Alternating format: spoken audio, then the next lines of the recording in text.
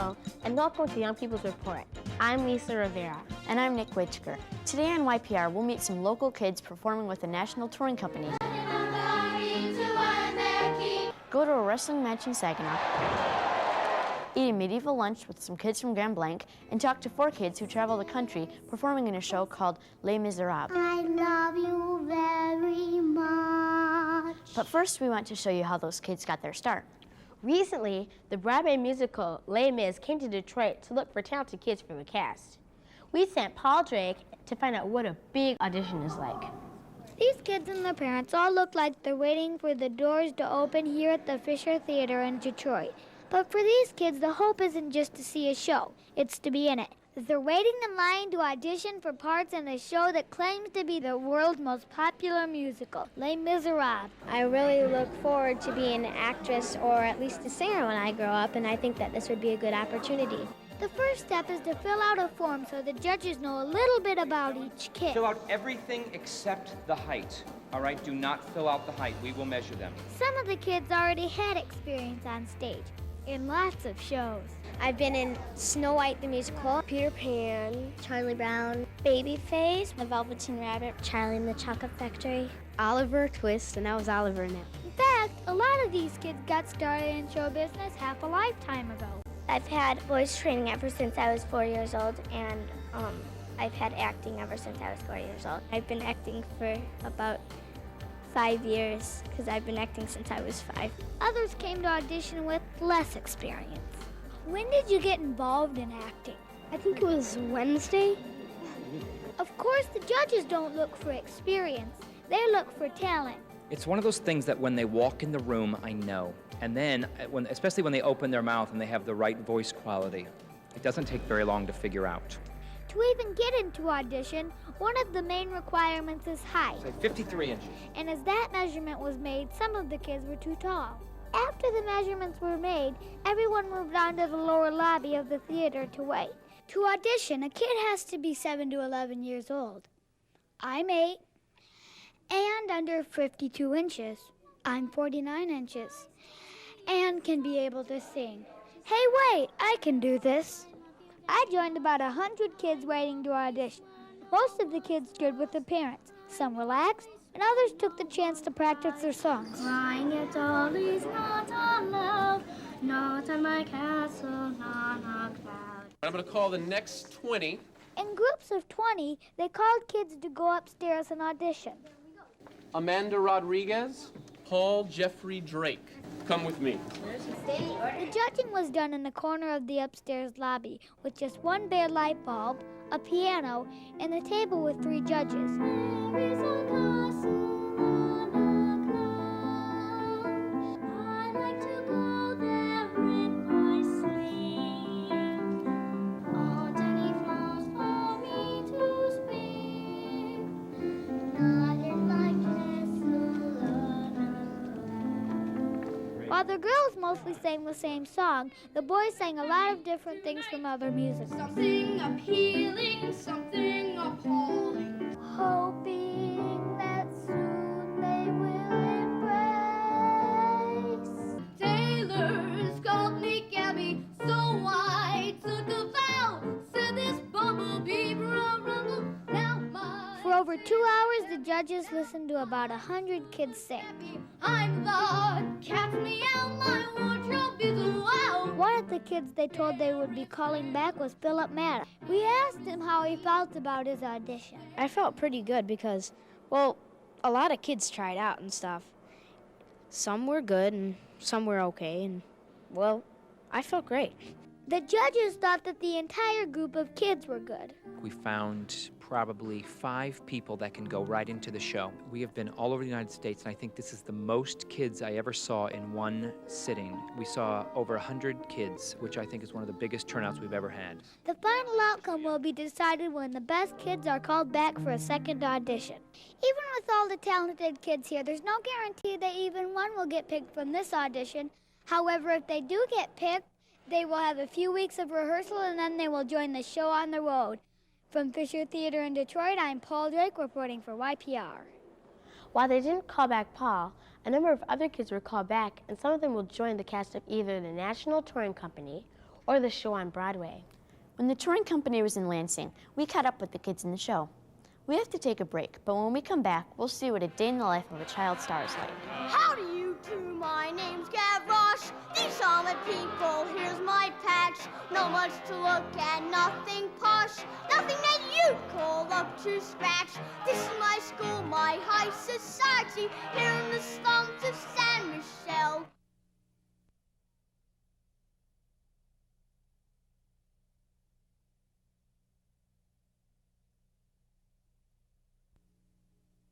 I'm Katie Press, one of the reporters for Young People's Report. People are always asking why we don't come to their school or their house or do a story on their team. The answer is that we need your help to tell us when you belong in our show. If your school, your team, or someone you know makes a good story for YPR, let us know about it, either by mail, phone, fax, or email. If we like your story idea, we'll set it up for a future show. So get involved by getting in touch with us. You could be our next story here on Young People's Report.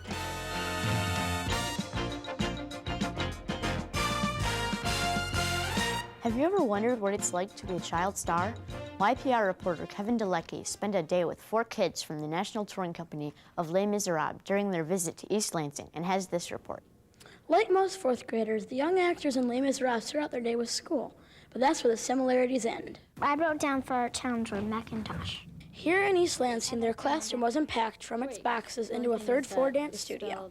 Each of the 4 kids have assignments from their own schools to work on. Even though they're all in 4th grade, they're all doing something different. So when we do math, one child could be on multiplication tables, another child could be on division, and within a half an hour, we've done 4 different topics in math. And then we do that again for spelling. They all have different spelling lists, social studies, and science. So it's a long day.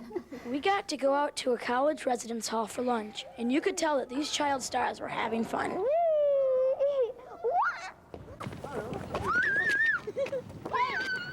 I have a cheeseburger. Oh, thanks. The soft serve ice cream dessert was a hit. Okay, stop! Stop! Cut! But the tray return was the highlight of the meal.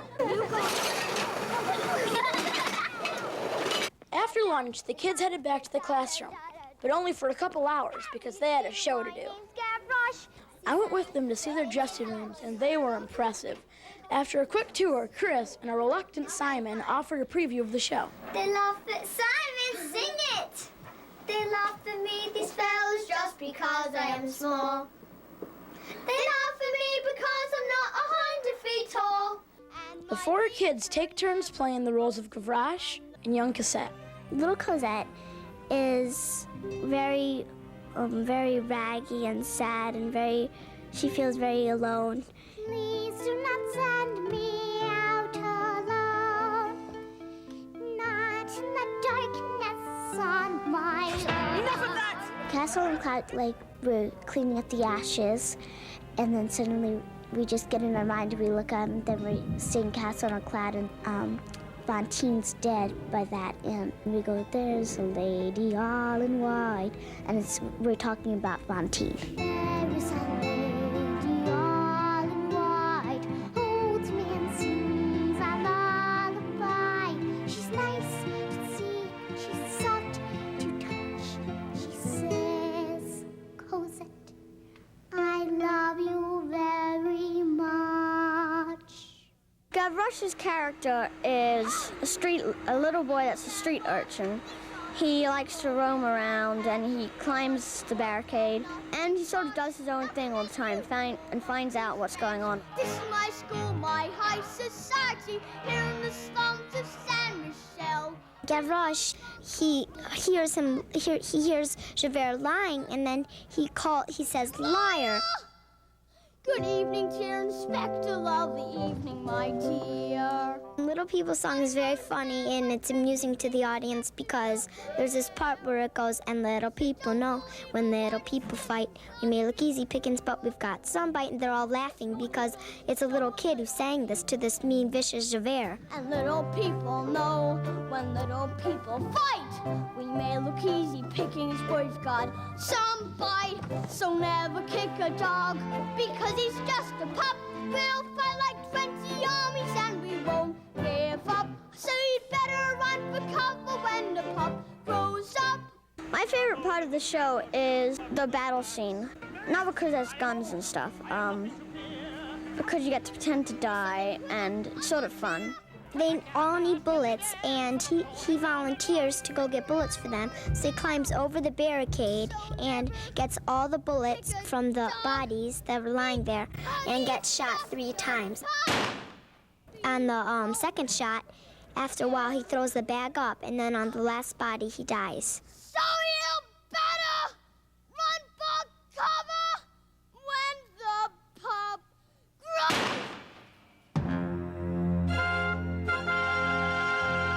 From the Wharton Center in East Lansing, I'm Kevin Delecki reporting for YPR. Les Miserables is a show worth seeing, whether you catch the touring show or go to New York. And maybe when you do see it, one of the kids from Auditions in Detroit will be in it. Les Mis is set in the 1700s, but some kids at City School in Grand Blanc got together with students from the high school to learn more about medieval times. John Simpkins was there and has their story. Oh, this one's not done. The food being prepared here is for a medieval feast. But this isn't just lunch. It started over a month ago as a high school project, and it gave older kids a chance to also teach what they were learning. High school students developed a lesson plan, and then the younger kids signed up for the topics that the older kids had prepared. The younger kids got a lot out of the project and had fun. The high schoolers, they gave presentations and helped us learn about medieval times, and I learned about knighthood and royalty and what it would be like to live back then.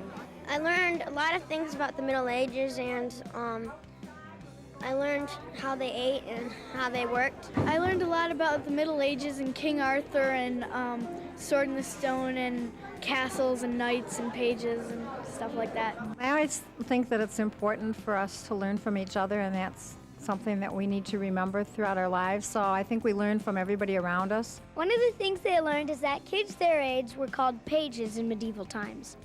Being a page was the first step in becoming a knight, but they also served everyone else. As a part of the experience, the high schoolers were served a medieval banquet by pages from the city school. Since this is a historic-style meal, there are no forks or knives. Everything is eaten by hand. There was even entertainment, and everyone had a good time.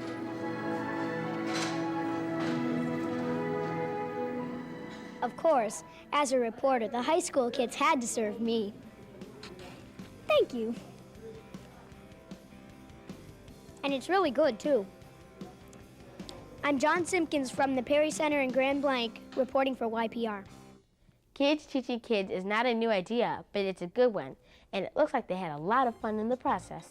We have to take a break, but when we come back, we'll take you to see some wrestling at the Saginaw Civic Center. Don't go away.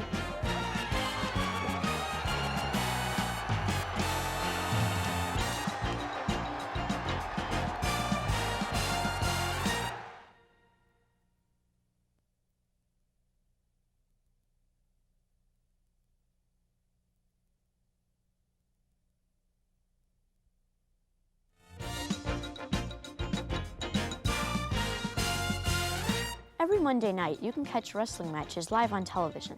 But when the show was in Saginaw, we sent Brandon Bartkowiak to Wendler Arena to get the story.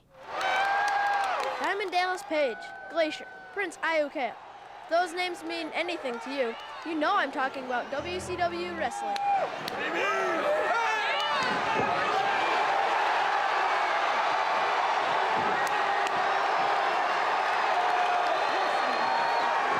Wrestling has its doubters. Some say it's all fake, and some fans disagree.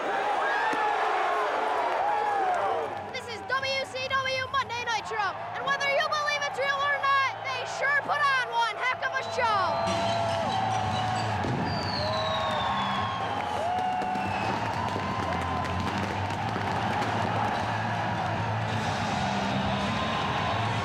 Why do you like wrestling? It's funny when they beat up on each other. It may be fake, but it still looks stupid. I think it's funny and entertaining. I wrestle for my school, and it's not as brutal as things here. Well, I just think it's real exciting, and All the moves they do and everything. The kids may all love wrestling, but do they want to be the future stars? Yeah, because it'd be good to be wrestling with other people. You get paid a lot of money. I don't think I'm gonna be able to take them guys.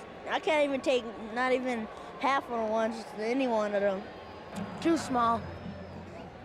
I couldn't win. I'm small and I could be a wrestler. You'd lose. And what does it take for a kid to get into this? Keep eating right, get a lot of rest, exercise, listen to your mom and dad, let them guide you the right way. You're talking about athletic ability, you're talking about persistence, you're talking about a lot of other things, and I just can't get into it right now. The reason I'm the greatest wrestler in the world is because I'm unnatural. But if you're thinking this is for you, Roddy Piper has some thoughts. Set your sights high as you can. Be whatever you want to be, astronaut. Man, I'd love to be an astronaut, jet fighter pilot. I'd be the best. But fighting, you know, fighting is probably the dumbest way to make a living I can think of. And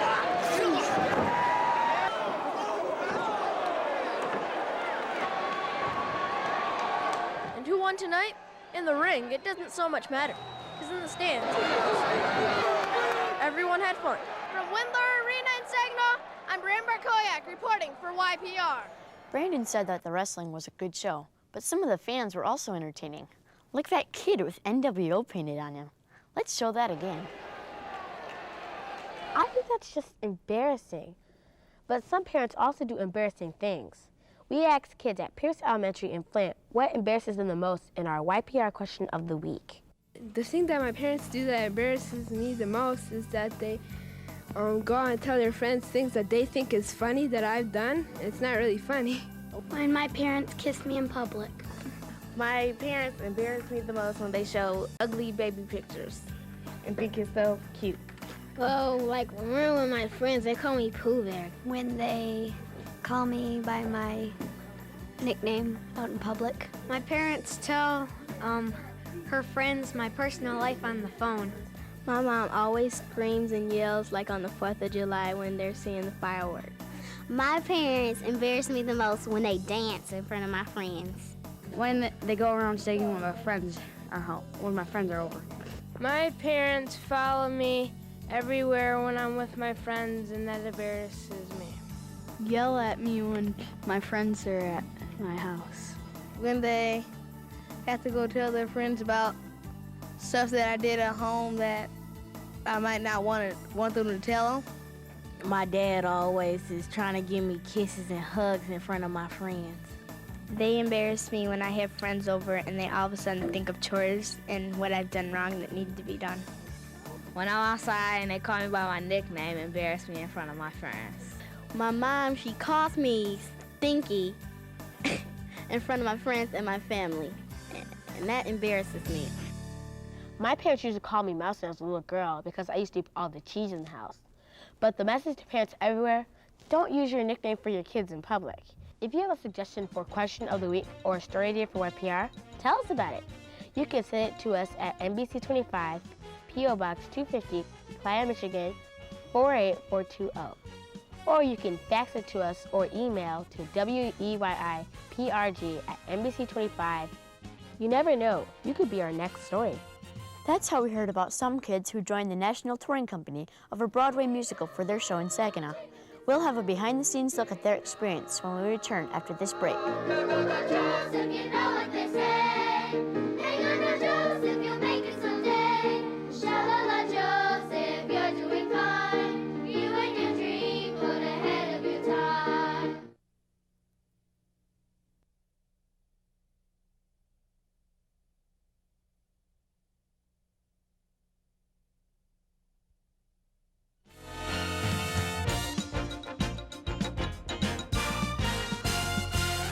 There are lots of ways to wind up on a stage like this one. Being on YPR is one of them, but if you want to be here when there's an audience, it takes a lot of hard work. Jenny Tijerina spent some time with some kids from Saginaw and has their story, from practice to performance. This is the Saginaw Civic Center's Heritage Theater, and it's opening night for the Broadway musical Joseph and the Amazing Technicolor Dreamcoat. The cast includes 30 local kids, and their story takes us back a few weeks.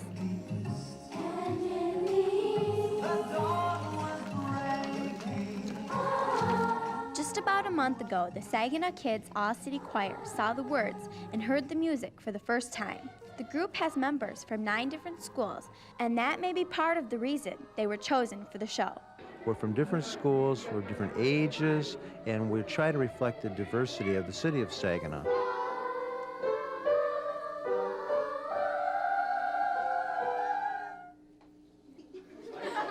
The music didn't always sound right at rehearsal. Back then, the kids thought 2-hour rehearsals were long and tiring, but they had no idea what was to come.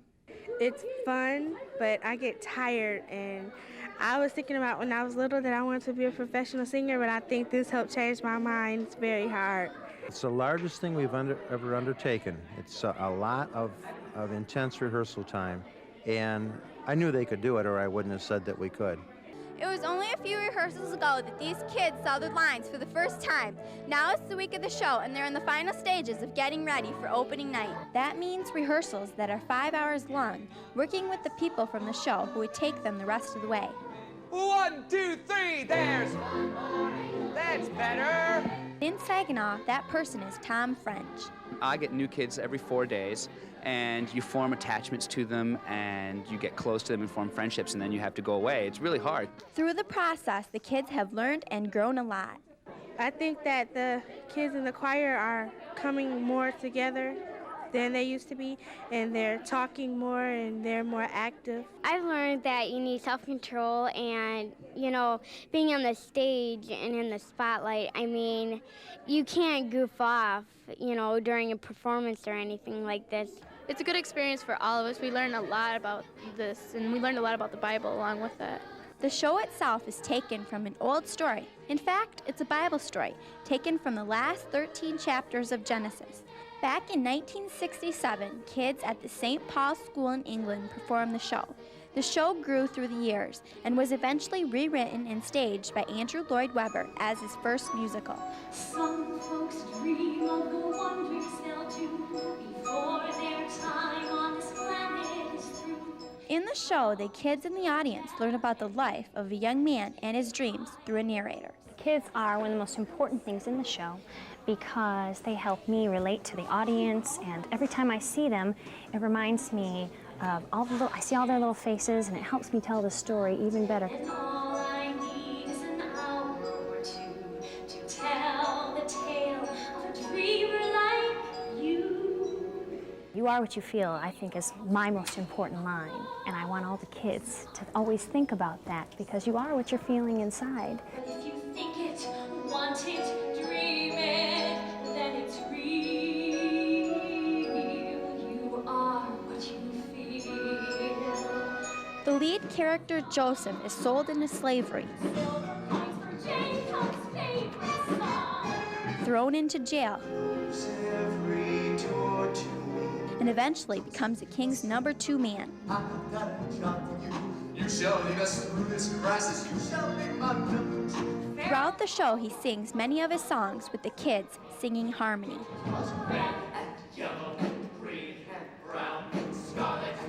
The kids actually sang in 21 different songs, so they're on stage throughout the show. I want the kids to be able to walk out having had a lot of fun and learning something important about theater and being part of a big and very good Broadway show. And that's exactly what the kids did. In Saginaw, I'm Tijerina reporting for YPR. Those kids did a great job, especially since they only had a few weeks to get ready. We have more of their final rehearsals and performance, and we're almost out of time. So we'll leave you with the Saginaw Kids Choir and Joseph and the amazing Technicolor Dreamcoat. Thanks for joining us. Have a great weekend. Sha-la-la-joe.